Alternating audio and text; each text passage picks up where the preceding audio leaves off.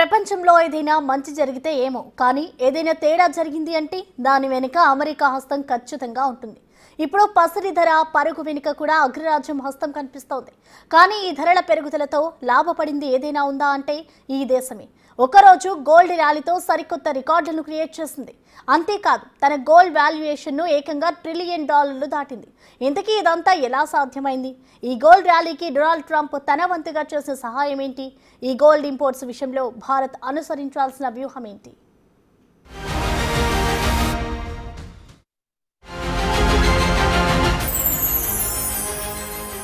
బంగారం ధరల పెరుగుదల ఇప్పుడు అమెరికాకు బాగా కలిసొచ్చిందని చెప్పాలి. బంగారం ధరల ర్యాలీతో హిస్టరీలో ఫస్ట్ టైం అమెరికా గోల్డ్ రిజర్వుల విలువ $1 ట్రిలియన్ దాటింది. ప్రపంచంలో ఇంత వాల్యుయేషన్ మరే దేశం వద్ద లేదు. ఇంతకు ముందు మనం చెప్పుకున్నట్టు అమెరికాలో బంగారం విలువ ఈ ఏడాది 45% పెరిగింది.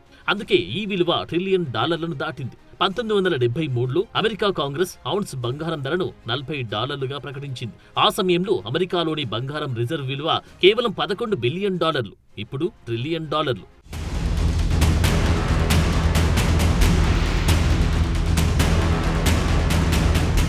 ప్రస్తుతం అమెరికా వద్ద 261 మిలియన్ ఔన్స్ల గోల్డ్ రిజర్వులో ఉంది. Fort Knox, West Point, Denver, Federal Reserve Bank of New York లో ఈ బంగారాన్ని దాచి ఉంచింది. అయితే ఇక్కడ అమెరికాకు కలిసొచ్చే మరో అంశం ఏంటంటే అన్ని దేశాల్లో ఆయా దేశాల సెంట్రల్ బ్యాంక్ ఆధ్వర్యంలో బంగారం నిల్వలుంటాయి. కానీ అమెరికాలో మాత్రం నేరుగా అమెరికా ప్రభుత్వమే వీటిని తమ కంట్రోల్లో ఉంచుకుంటుంది. ఈ బంగారానికి ఫెడరల్ రిజర్వ్ గోల్డ్ సర్టిఫికెట్ ను జారీ చేస్తుంది.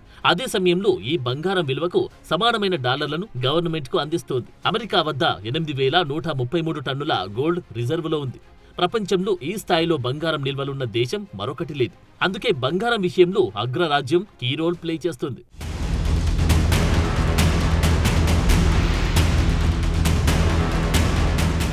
ఈ లెక్కను చూస్తే అమెరికా ఖజానాకు ఎంత డబ్బు చేరిందో అర్థం చేసుకోవచ్చు. ప్రస్తుతం అమెరికా గనుక బంగారం విలువను వాల్యుయేషన్ చేస్తే ఏకంగా $990 బిలియన్ అమెరికా ట్రెజరీకి చేరుతోంది. ప్రస్తుతం అమెరికా బడ్జెట్ లోటు $1.97 ట్రిలియన్ ఉంది.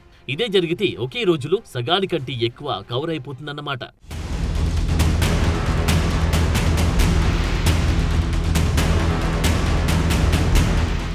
నిజానికి అమెరికా ఇప్పుడు 2 విధాలుగా లాభపడినట్టు అర్థమవుతుంది.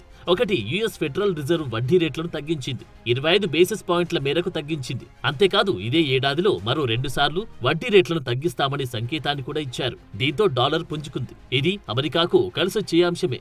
ఇక రెండోది, బంగారం ధర పెరగడం కూడా మరో విధంగా అమెరికాకు కలిసొచ్చింది.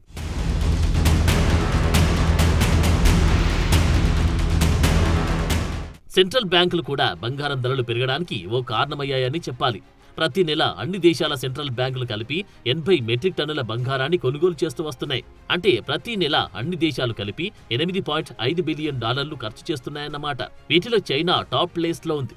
ఈ ఏడాది మే వరకు లెక్కలను చూస్తే ప్రస్తుతం అన్ని దేశాల సెంట్రల్ బ్యాంకుల వద్ద కలిపి 36,344 టన్నుల బంగారం నిల్వలున్నట్టు తేలింది. అంటే గ్లోబల్ మార్కెట్లో అమెరికా ట్రెజరీల కంటే ఎక్కువ విదేశీ మారకపు నిల్వలున్నాయని తెలుస్తోంది. 1996 తర్వాత ఇలా జరగడం ఇదే తొలిసారి.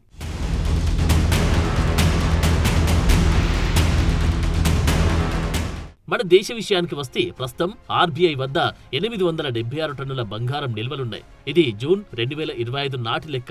ఇదే సమయంలో దేశీయంగానే బంగారం ప్రొడక్షన్ పెంచేందుకు కేంద్రం కసరత్తు చేస్తోంది.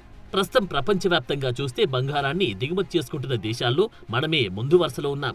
గడిచిన 10 ఏళ్ల లెక్కలు చూస్తే ప్రతి ఏడాది 650 నుంచి 1000 టన్నుల బంగారాన్ని దిగుమతి చేసుకున్నాం. ఈ ఏడాదిలో ఇప్పటి వరకే $16.9 బిలియన్ విలువైన బంగారాన్ని దిగుమతి చేసుకున్నాం. ఓవరాల్ గా చూస్తే ప్రపంచవ్యాప్తంగా ఉన్న పరిస్థితులను చూస్తే ఇప్పుడు సేఫెస్ట్ పెట్టుబడిగా ఉన్నది బంగారమే అనేది అర్థమవుతుంది. ఇంకా ప్రత్యేకంగా చూడాలంటే 2025లో ఇది మరింత సేఫ్టీ మెటల్ గా మారిపోయింది. కానీ ఇక్కడ విషయాన్ని మనం గమనించాల్సింది ఏంటంటే ప్రస్తుతం డిమాండ్ కు తగ్గట్టుగా ప్రొడక్షన్ ఉంది. ఇదే ప్రొడక్షన్ తగ్గితే పరిస్థితి ఎలా ఉంటుందో ఊహించుకుంటేనే కాస్త కష్టంగా ఉంది.